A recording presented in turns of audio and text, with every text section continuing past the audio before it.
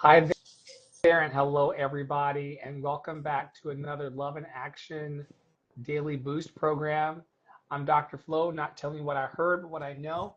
What I know is that you're loved and lovable. You've always been loved and lovable, and you're going to be loved and lovable for the rest of your days.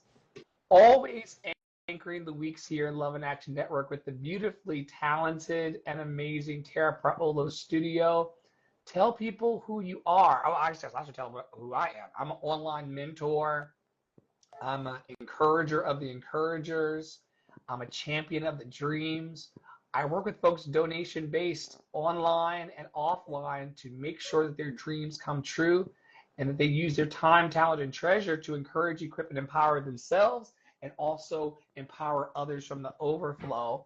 And I use the law of attraction to call in amazing lights like Tara in order to help us build a more bright and joyful and secure future. Tell them a bit about who you are and what you seek in the sink to bring to life this week through your coaching practice and your studio and beyond. Hello, folks. It's been a second since we've done Instagram together, but that's okay. Feels good. Into it. I like Instagram. It feels I've always liked Instagram. intimate. Yeah. I've always liked Instagram. I'm Tara Priolo. I am your resident Black biracial multi-passionate musician. I talk about the issue that nobody wants to talk about, but you do the same. I'm a voice teacher, singer, sometimes brand coach, activist, blackener of the canon, all of the things. I gotta put this on Do Not Disturb. I just realized that because it will be distracting when all the drop downs are happening. There we go.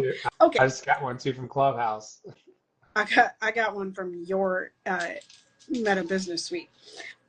Anyway, so there was a comment somewhere on something. This week I am off from my teaching studio, which means that not completely off, but mostly off. I will be planning some free and donation-based slots and masterclasses and a chance to come in and get your warm-up routine down for low pricing. So I'll be advertising that on my socials as well as getting my ish together and getting my album out very soon. So that's what's happening in Tara Priolo studio world. And where can people find out more about you? They can find more about the two of us at lovedandlovable.bio.link, lovedandlovable.bio.link, lovedandlovable.bio.link. Where can they find more of your awesome sauce? So if you go to that link and you click Tara's album, it'll bring you to my website, which is tarapriolo.com/links, and you should be able to find whatever you need there. But I also frequently update my Substack, which is Lift Every Voice, and I'm the only Substack called that. So you will find me. If you type in Lift Every Voice Substack, you will find me on the internet. And could you tell them a bit more about your droplets program and what that looks like for you? And the reason why I bring this up, folks, is because it's kind of a selfish plug for all of us. Tara, for years, was like, podcasting is going to be so difficult. It's going to take so much of my time, Dr. Flo. And now, what number droplet are you on? I think Droplets is on number 76. It started as a daily thing, and now it's sort of become a weekly thing.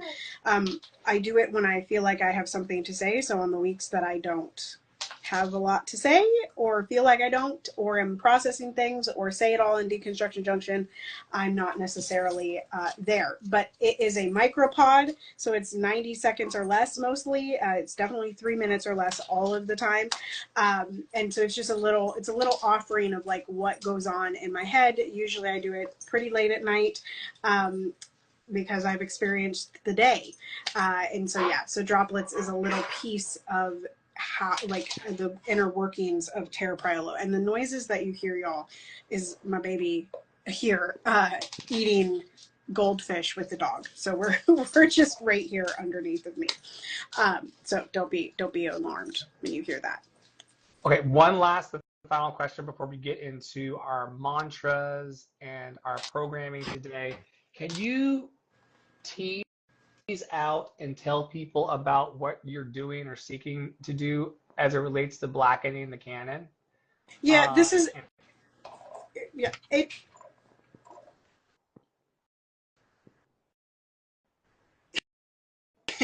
I got a smirk. Piper went, that was funny, huh?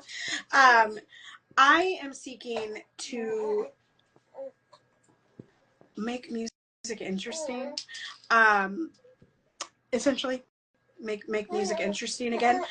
I think that I understand why standards were put into place. I understand why the standard canon is what the standard canon is. I understand why we use the pieces that we use to teach people. My argument is just that there are also a whole ton of other pieces that never get programmed, including pieces by white women, black people, LGBTQIA plus people. Like there are so many pieces that have so many good things in them, and not everyone needs to sing the same pieces. That's really the end all be all of it. I don't believe that every soprano needs to sing Mozart. I think you can probably learn some of that stuff in William Grant still. You know, like and that's the end all be all of it. Is that I think that artists deserve to our power is in our individuality, as opposed to our complacency and our conformity to the industry. And so I would like to see more individuality in the ability to choose our pieces in especially the classical world, but also in musical theater world. That's where it will branch to. So yeah, yeah, yeah. that's where Love our Blackening the Canon. synergy and overlap will be. You all know I'm committed to putting more energy and expression and explosion of expression into the opera world. And then Tara's helping to ground the technique and the inner understanding and outer understanding of music as it relates from opera into musical theater. So it's a lot of fun, and I can't wait to see how that plays out. Thank you so much for telling me who you are. Speaking of I am, that is the mantra of the root chakra. We gather every Sunday around the root chakra, and I wanted to give a bit of an introduction to the root chakra today for those of you who may not be familiar with what chakras are and what we're even talking about. The root chakra is the foundation of safety, stability, and strength.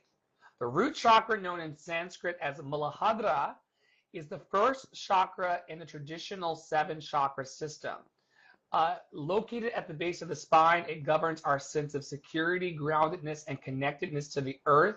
And this energy center serves as a foundational root for our physical and energetic well-being. Usually associated with the color red, the root chakra anchors us into the present moment and relates to basic survival needs, things that we all appreciate, like shelter, food, safety, family, and financial stability. And when we are balanced in our root chakra, guess what, you guys? We feel safe, we feel supported, we feel resilient. And when we're imbalanced in our root chakra or blocked, we may feel things like fear, anxiety, and a persistent sense of instability. And there are many things that can throw off your root chakra. Some of you all know that I'm in active recovery right now with a few things going on. And the substances that I were using, which we're going to talk about over the many years to come, gave me a persistent sense of instability. Instead of grounding in myself and trusting my brain chemistry and my body chemistry to honor me, I would throw myself off into instability. And we can talk a bit more about that today. But as we said, the location and key associations of the root chakra is the base of the spine, pelvic floor. The element is the earth, which we all come from and will return to.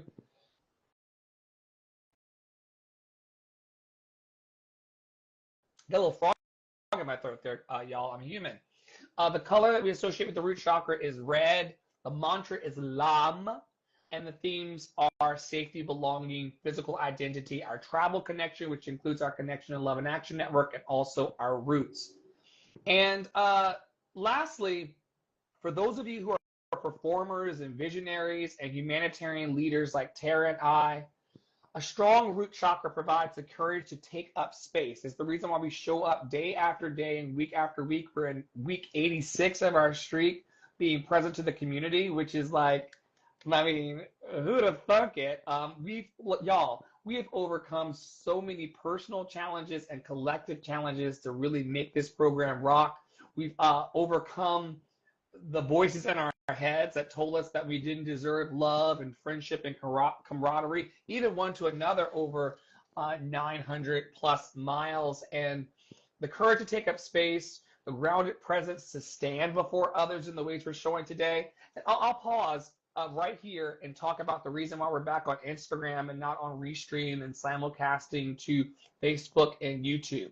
We can place this program that we're doing today over on those platforms. We really want to show our community and the people that we're mentoring that it is not hard to grab a friend. Listen, it may be hard, but it's not what, Priolo? It's not impossible. It's not impossible to grab a friend, and we all, well, I hope we do, and if you don't have a friend, then we'll become your proxy until you find one. In fact, we were talking earlier about how we stand in proxy for people until they find the community in their geography and in their zip code that wants to stand with them. In the meantime, we can be that friend and offer that mentorship to you. But you just need one friend. Tara talks about this all the time. You plus one is all that's required to start a movement. And so that grounded presence to stand before others happens from rooting in your root chakra and digging deeper in your root chakra. And the resilience to move through adversity is also part of what helps us through a healthy connection to our root. Whether you're on stage coaching someone or leading a donation-based tour like myself, your inner foundation has to be firm or you'll get swept away. And balancing your root chakra may involve walking barefoot in nature, also known as earthing, practicing mindful breath work and grounding meditations, which Tara's going to take us through in a little bit, honoring your body with nourishment and rest, like the tacos that Poppy Water got for me today, to cook and prepare, and also releasing releasing inherited beliefs about scarcity and survival. Can we pause briefly to talk about the inherited beliefs as it relates to scarcity and survival? Sorry, Piper just came all the way from the living room walking in here. Walking in here. Scarcity and the belief of what? I put it per your request in the notes. Scarcity and survival. Thank you. Thank you. Okay. For those of you who wonder what's going on here and the listening back in the replays, I went a little rogue. I told Tara loosely that we'd be reviewing the root chakra and reviewing the chakras as we evolve the program, but I didn't give her my actual show notes today. I didn't expect it to be as long-winded as I was. But yes, walking barefoot in nature is a way that you can get into your root. Practicing mindful breath work, which she's going to do, will help us get into our root. Honoring your body with nourishment and rest, and also releasing inherited beliefs about scarcity and survival. For me, it was my father saying things like money doesn't grow on trees. Where did this show up for you? What did you inherit? Even though your parents are very intelligent and honoring of the dead presidents, what else was in there for you? I think the amount of independence that I inherited as a belief has done me, it shows up in the scarcity mindset, right? Like I'm always just going to have to do this alone. I'm always just going to have to walk the journey alone. There's not going to be a lot of people around me. And that too is that's scarcity, right? Not having a lot of people around you is scarce. Now, do I want 500 people like in insular community with me? No. Will I talk to 500 to 1,000 of you in an audience? Yes. But I'm not 6 feet. Okay, maybe 20 feet for me. Flo can do 6 feet. I'm like, y'all get away. So I think for me it's there's a certain pride in independence, right? There's really a certain pride of like, oh, I did this all by myself. I worked this up. Like it even showed up when we were doing IVF. It took me until the first failed transfer to be like, we need financial help. Like, we are at the end of our rope. We cannot do this. And that it was because I am so independent and because that was passed down to me from my parents, that I didn't ask for help sooner. Right. And I still don't really ask for help, period, in any way. It's like, oh, I'm low on money. I guess I'm going to go make it myself. Right. Right. Yeah. So that's how it shows up for me. We really don't, well, we do, because we run a program of daily introspection, but a great many people don't see the connection between, well, first of all, a lot of people don't even think about their inherited beliefs. They just let their inherited beliefs run the show. I coach people all the time. I coach daily, where it's like, are you driving the ship? You know, did you create that element of self-hatred, or is that something that was, that was given to you? Was she born wicked, as they say in the show, or was it thrust upon her? And I think recognizing and being introspective about what we've inherited from our parents, is something that would be worthy of doing. If you're like us and you want to heal 10 generations forward and 10 generations back. And we're capable today. I am capable of healing this. I want to pivot us into the I am statements right now by just talking about who we are outside of our work and our titles, and what we are experiencing. I am a person who is watching the world seem to, well, we're in a disintegration moment. We're seeing empires fall. Empires fall. Da da da da da da da da da da da da. Any Hamilton fans out there? Ah, I love it. Shout out to Hamilton and Lin-Manuel Miranda. Yeah, we're watching the empire crumble. We're watching Sudanese refugees be forcibly raped. We're watching 2 million people being starved in Gaza. And I am responsible, not for the harm that's caused, but one of my I am statements for today, and I'm going to yield to Tara shortly to talk about her I am statements. One of my I am statements is that I am responsible. Not responsible for the harm that's caused, once again, but I'm responsible for, well, my definition of responsibility is my ability to respond. And the reason why we came over on Instagram today, and we will distribute it to all the King's courses and all the King's men, women, and they, thems, but the reason why we just brought the love into a simple place is because we want to show you, not just with our talk, but with our love in action, that anybody can become responsible for the harm in the world. And my ability to respond means I'm able to go live on any day of the week at any time and just say, it's not okay that we have a rogue government. You know, it's not okay that the Republicans in Congress don't even know what the over 900-page bill says. And Chuck Schumer, who I don't even have fidelity to or trust in, had to make them read it last night on the floor. Make them read it.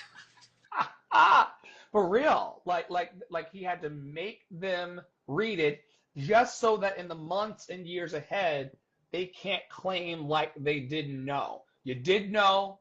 It was read by your peers. You've been a liar. You are a liar. And you might, unless you heal it, always be a liar. And so I am deeply moved by the suffering of others. I am a child of the universe. I, I am called to love.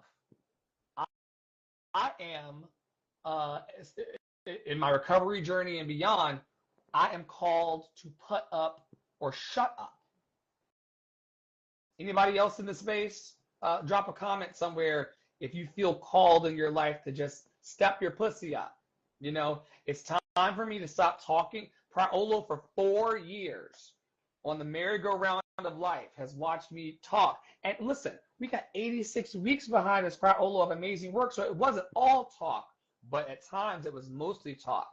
And now the universe is telling me and showing me and giving me the strength, courage, and wisdom to say, you know what?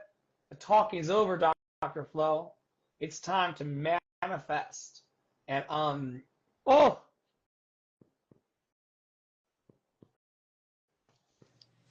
you know, Yeah.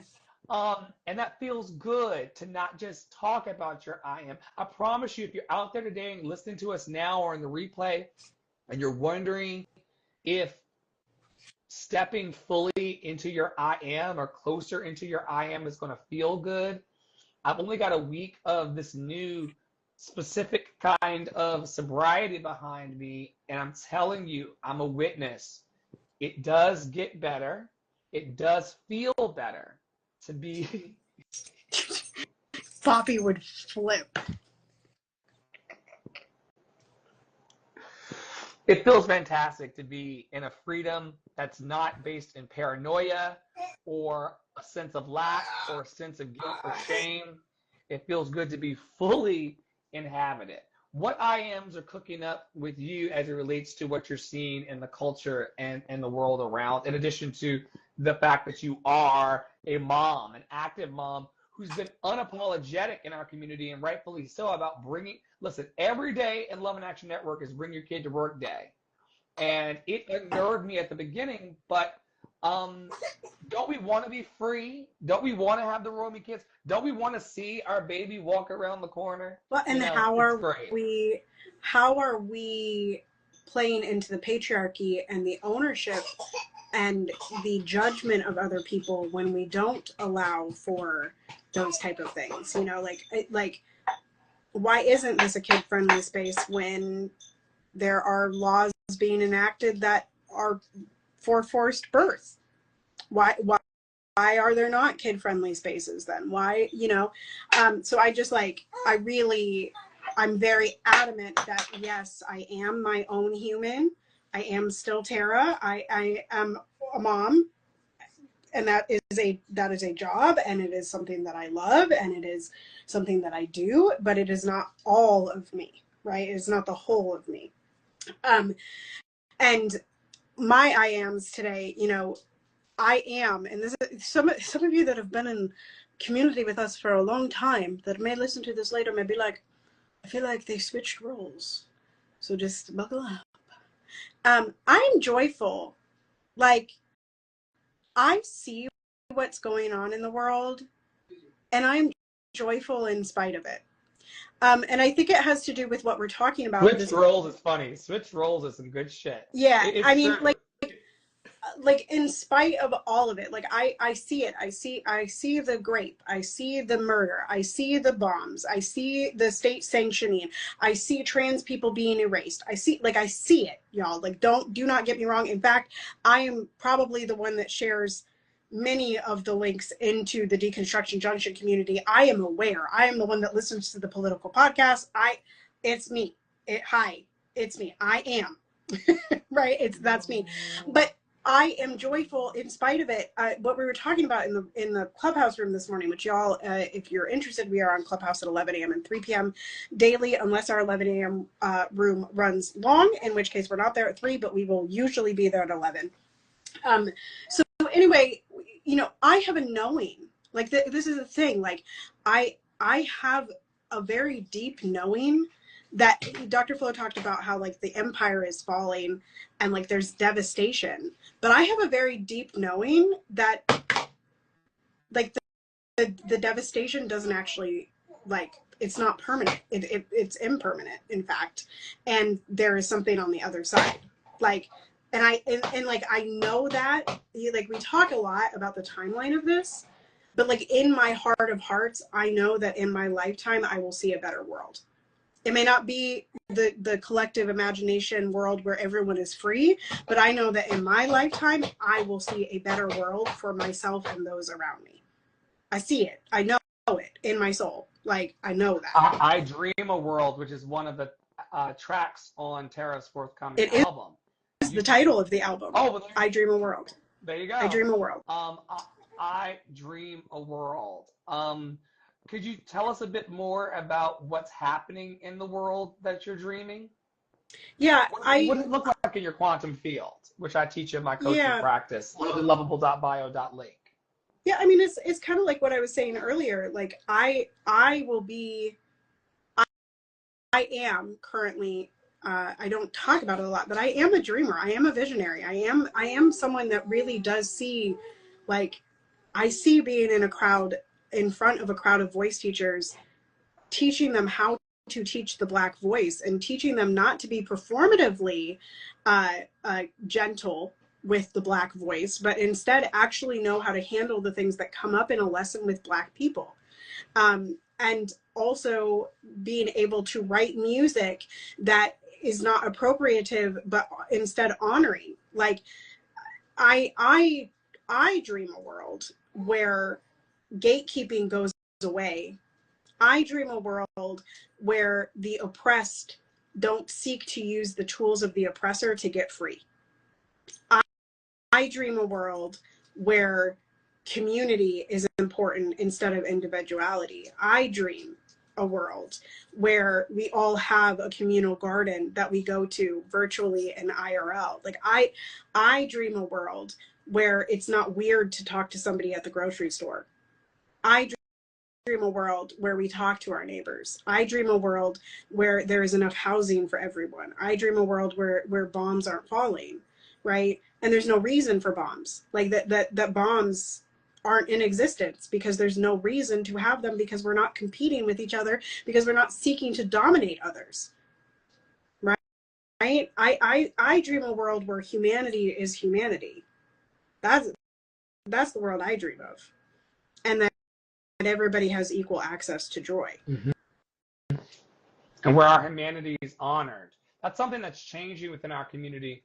It's safer for me to say I used to bring ego first into most spaces I inhabited. I had a humanitarian heart, an altruistic heart towards the people, but it was always resume first.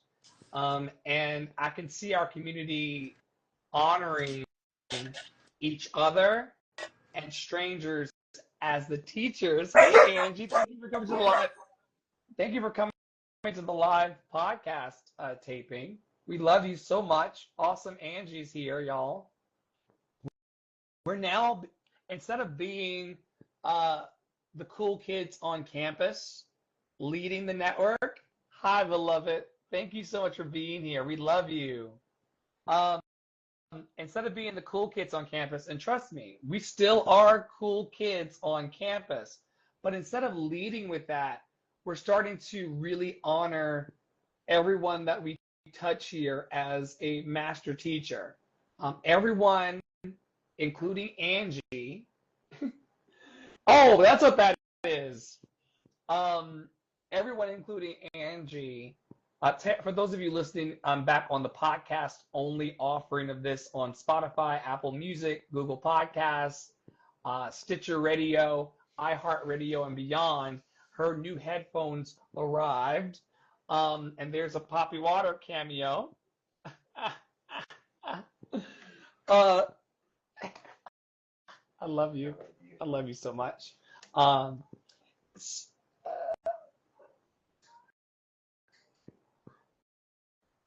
Cool kids at school, ego-led, not doing that anymore. I was ego-led, and now I'm realizing that everybody that's honest, open, willing, and available can become my teacher.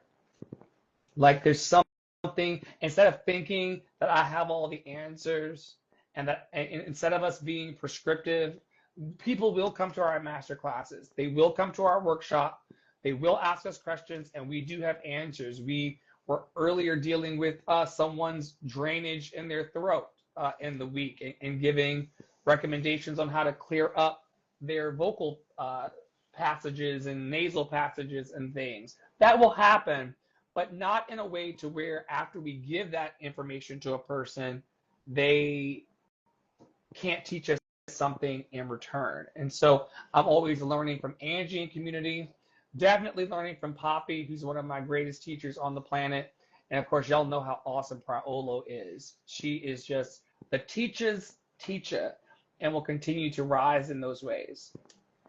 Oh, okay, so now Angie's here. Maybe she'll answer a bit in the comments and become part of the show. Angie, we moved over to Instagram with our podcast and television show because we feel like this is the place where the people are. This is the place where most of the people are. And I want to be where the people are. I want to see them dancing. So that's why we're here. We're going to move now into some questions around security, basic needs, and human rights. This week's theme in Love and Action Network is embracing humanity, with a focus on humanitarian efforts. Love and Action Network is a humanitarian program now receiving donations today and every day at lovedandlovable.bio.link. If you're a person out there who believes in the encouragement, you may not be able to teach the vocal lessons. You may not be able to travel and do all the things that we do here to encourage, equip, and empower people, but your money can. Your money can, and it helps us with our basic needs. It helps us with our security, and it also helps us impart the lessons for people to step into their human rights. And your human right is to know that you're loved and lovable, that you've always been that and you're always going to be. So we've got a few questions. We're going to kind of pick and choose the ones that we want to go with today. I want to hear Tara's answers to some, and maybe she'll throw some back at me. To the room, and thank y'all for listening and watching. Tara, what does safety for all mean to you?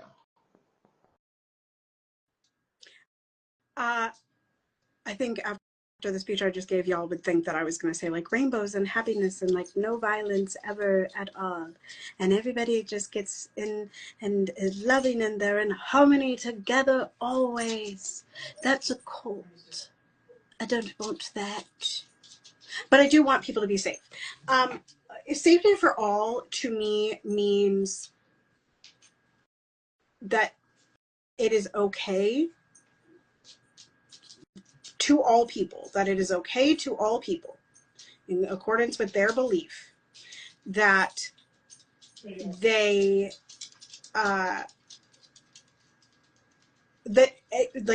there can be different tables. Safety for all means that different tables are all welcoming, but we can each choose our own. A member of our community who I heard their voice for the first time the day before yesterday, it actually might have been yesterday, but Scotty Lynn was talking about how everybody has options, but only in certain spaces do we have choices, right?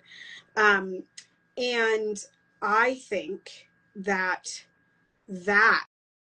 in particular is what safety is, right? Safety is the ability to choose what table you want to sit at and not be judged, and not be harmed because of the table that you choose to sit at, or the multiple tables that you choose to sit at, the multiple places that you roll your rolly chair up to, right?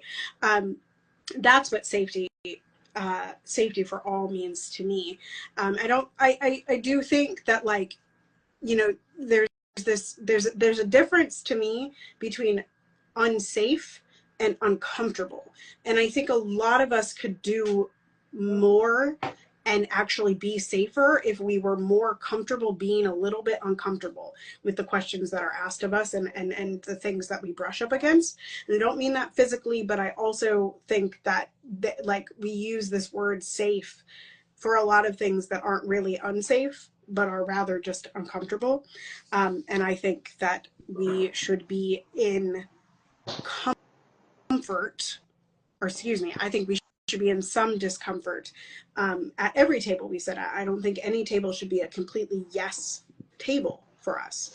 That's in that a, way. what do you So, call that? That's a feedback loop, or what do you call that when yeah, an everyone echo chamber, right? That's an echo echo chamber? chamber. Yeah, Yeah. yeah, for sure, for sure, for sure.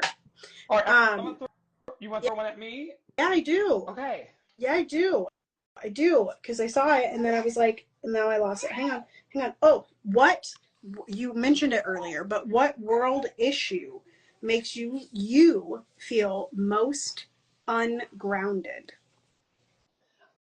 I do not like the way the Sudanese women are being forcibly raped and violated right now. Those of you who follow my work and follow my life know that I am a survivor of sexual assault and abuse. And the fact that militant men on the African continent, they say you can hear 15-year-old women screaming from blocks away because their bodies are being violated. I do not like that at all. And it makes me feel ungrounded and angry in a way that I cannot express. Another thing, I will never forget in my life the woman in the palace. Thank you, King. I love you. The Palestinian woman in the streets of Gaza.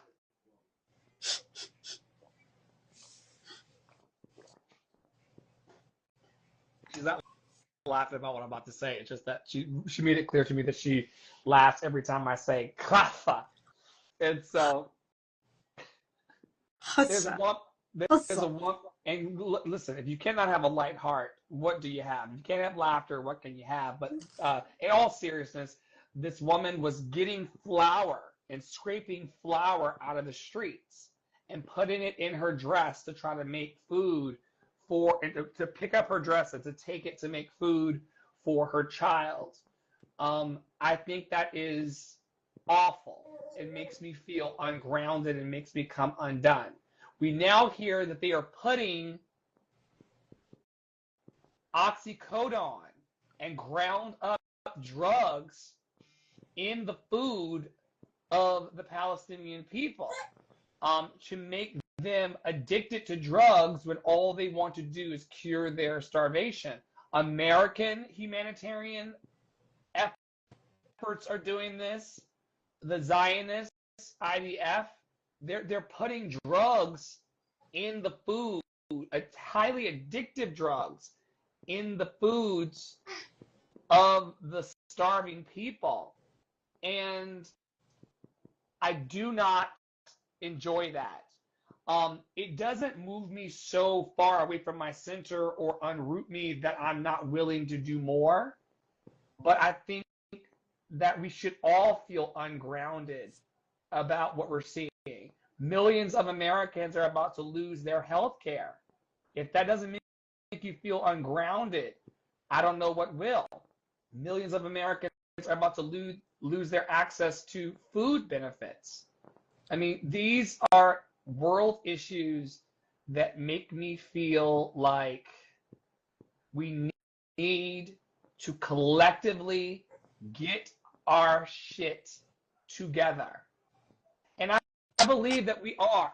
I believe in my heart of hearts that things are falling apart in order for us to fall back into alignment. Things must disintegrate in order to reintegrate, and I think that's what we're seeing. Tara, what's one small action that helps others feel safe around you? Question number 7. Oh, well, you got your feedback on that in the clubhouse room yesterday. Um, I think that I maintain a level of calm that allows people to just slow down a little bit, right? That insistent, and also an insistence on respect. And you're good, Angie. Yeah, I think those two things help people feel safe. And also, one of the things that one of the choir directors that I'm often in choirs with says about me is like, she's like, well, whenever I look up, you're always smiling. Like you make me feel okay because you smile. right? Where you like you give a little bit of your energy to me. So those of you that know me in person, that may be like one of those things that you see. Yeah, yeah, yeah. Oh, not just in person. I mean, I've never, some of y'all, this is another reason why we don't take excuses off of our community a lot and don't take excuses off of random people that we meet as we do our work. I have never been in the same room with Tara Priolo ever for the last 4 years. And we've built thousands of community programs, and we've held thousands of rooms and spaces to encourage, equip, and empower people. So, yeah, I want to desperately, it's going to be you want to talk about the tissue being needed, it's going to be a mess when I finally wrap my arms around that nugget called Priolo and her tiny home family. She doesn't have a tiny home, but they're all short, and then there's a baby. I can't wait to clobber Ross, to clobber you.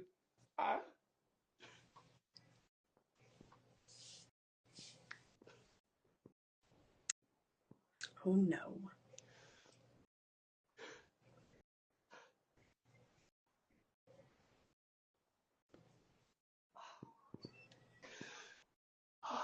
There's so many people suffering today because they don't think they can find a friend. And maybe your best friend isn't down the block.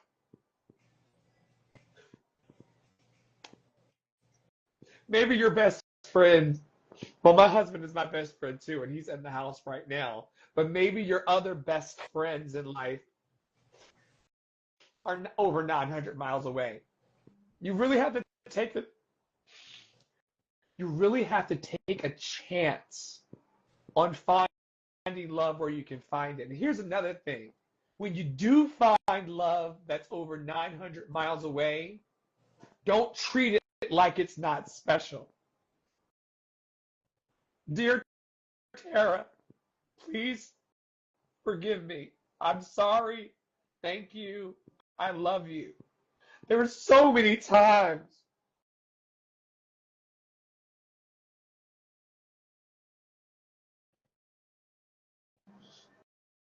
Oh, we're good now. There were so many there were so many times that I treated Tara as if her love was second best because she didn't live on the block or she didn't live in my city. Love is where you find it, folks. And you got to learn in your life, well, you got to do shit, but be yourself and die. But I've had to learn that any kind of love that comes at you, whether it's in the neighborhood or 900 miles, embrace that love. Embrace it. It's really, really worth it. And love yourself enough to be able to have the container, to have the space, to be able to hold love when it comes to you.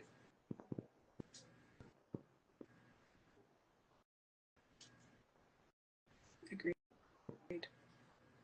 And once again, there are people out there who require that their friends be in the city they're in.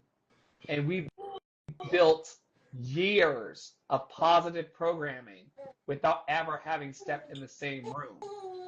We got to really release these excuses, folks. We got to release the entanglements as Tara teaches and I teach now. We got to really get out of our own way. Your best friend, the person that could radically change your life, and you heard her tell us, and she told you, we role reversed. I'm now the guy talking about the news, and she's the joy is the revolution lady. You have maybe it's not going to rub off on you in the neighborhood. Maybe your help is coming from the other side of the planet. Maybe it's sitting in Minnesota with a whole legit nuclear family, ready to be present to what you're going through and vice versa. And I'm grateful that I finally wised up enough to be grateful for love coming from the north, south, east, and west. And here's another thing, and I'll land and yield to you, Tara. What you appreciate in your life, folks, we teach this every day in our network. What you appreciate appreciates. What you're grateful for right now is going to instantly become stronger in your life. And I do appreciate you, Tara, and the work that we've built. I've not done anything. You want to talk about a remote relationship? You want to talk about a long distance relationship? You want to talk about long distance programming?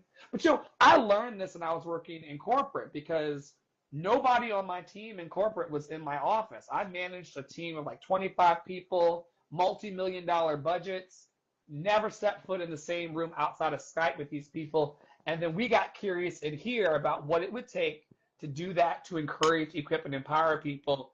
And we have been soaring. Even in addiction, even in loss of people, even in hardship and challenge, we've gotten the damn job done. And I'm super grateful. Tara, how do you respond when you witness injustice? Question number 9. Action. There is, there's certainly periods of I think thought and discussion that happen, but it's usually the action first. Just because, it's the action. Oh, well, hello. All goodbye. Oh, you're getting closer and closer to my face and my wall. It's my child. I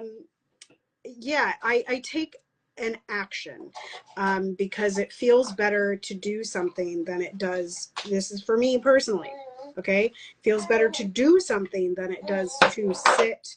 And sometimes that sitting and talking about it could be the third or the fourth action I take, but usually it's some kind of action of calling, emailing, sending funds, going to the protest, whatever it is, right? I do try to take an action when there's injustice around. Or again, back to the conversation, it's like looking at my friend next to me and saying, did you see that? Right? Do you see that? Is it okay if we stop? Right? Like that was my action the other day. Was there was a cop at the top of my neighborhood and there was a black person in the car. And I looked at my friend who was in the car and I said, hey, can we stop? Are you okay if we stop here? Because I need to watch this. Right? And they said, yep, we can. Yep, we can. Flowskis, perhaps last question. And I'm debating which one, but I think let's get into your quantum field a little bit. What would a world with no hunger look like to you? Oh my goodness. There would be rejoicing. People who are not preoccupied about where they need to live. We talked earlier in our programming today about the need for shelter, food, safety, family, and financial stability, which I am leaning more and more into, even as a donation-based healing practitioner for the world, and a gift to the world that I am and that you are. People that have those things, and I know we're centering on the food, but people that have shelter and food and safety and family and financial stability, they have more freedom to be joyful. I think that no hunger would mean people with brain chemistry and strength in their bodies to love one another. What a huge, listen, you got to tell me, as a person who is now launching a worldwide mission and ministry on the back of nearly starving myself emotionally and physically to death, that is being hungry and preoccupied with how you're going to provide for yourself is a major distraction to joy. If you want to see more joyful people in life, we're going to have to feed them on every level, not just the food, but starting with the food is a strong start. I think it's very dangerous. We've gone on record about this. Y'all can tune in this Thursday, time pending, I think, for Deconstruction Junction, which is our social justice strong podcast, heavy leaning on the social justice. Them taking SNAP benefits and Medicare and Medicaid from millions of people is going to create an unjoyful environment. And how they don't see that hungry people are going to be a problem is nuts to me. But we'll be here to support when and potentially if and when the shit hits the fan. And if people are not eating, I just told you what a world without hunger looks like for me, but we also know what a world with hunger looks like now. And by the way, y'all, we've got enough abundance on the planet right now to take care of everybody. And there are many evil reasons, which my husband defines evil as the word live backwards. We got a lot of backwards living going on. I've also heard that he will be appearing on this week's Deconstruction Junction as a special guest host and recurring special guest host. So he's going to tell you his feelings raw and real. And we can't wait to have Poppy Water 33 on all platforms on the show on Thursday. How about that? All right. Did you want to do what you do so wonderfully and lead us through a breathing exercise before we land this? Would love to. Again, you're hearing my child in the background, y'all. So just keep in mind, that's the sound. But y'all, let's do, what is today? Today is June 29th. Happy Pride. Happy last 2 days of Pride, y'all. I'm going to give y'all a breathing exercise that I do in my studio. We are going to breathe in, okay, over 6 beats, and I'll be snapping. And then we are going to pause for 2 beats. Notice where the air is in our body, okay? And then we're going to blow out the air in whatever way feels good for 9 beats, okay? So here we go. Breathing in.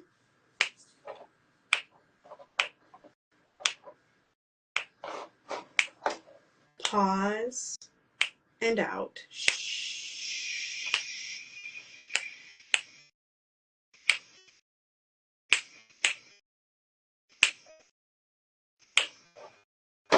You have extra air, blow it out. If you don't have extra air, take a breath in. And that hopefully settled yourself back into your I am, back into your lower back. Can you do it one more time? One more time. Cinderella on the piano forte. One more time. Piano forte. One more time. Also, this time, take a hand and put it on your lower back where that root chakra is. And see if you can't get your breath to flow towards that. Here we go, breathing in.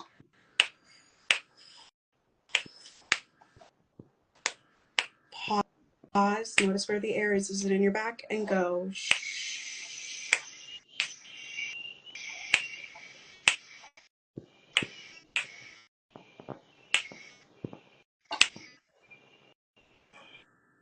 Yeah, blow the rest out. Take a normal breath in.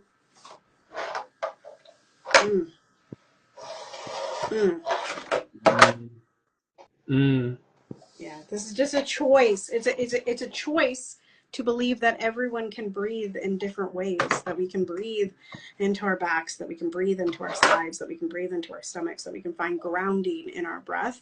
And in fact, the way in which we breathe typically dictates the way in which we act, right, or perform. Think about that, performers that are listening to this, okay? We can't wait to see you all in one of our performance-based workshops and really get into the nook and crannies of what makes you all come alive in your expression so that you can be the people that you know you can be on the planet. Like, we really believe in the dreams of people, and we believe that everybody has something to say, and we believe that everyone is loved and lovable, and we cannot wait to continue to share that love for as long as we're on the planet with all of you.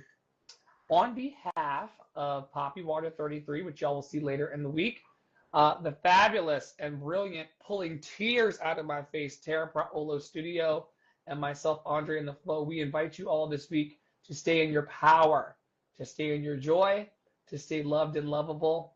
And when you know that you're loved and lovable, there really isn't a lot of things that's in your heart that you can't do. Empowered people will change the world, and we are doing our best to empower the people. So until next time, have a wonderful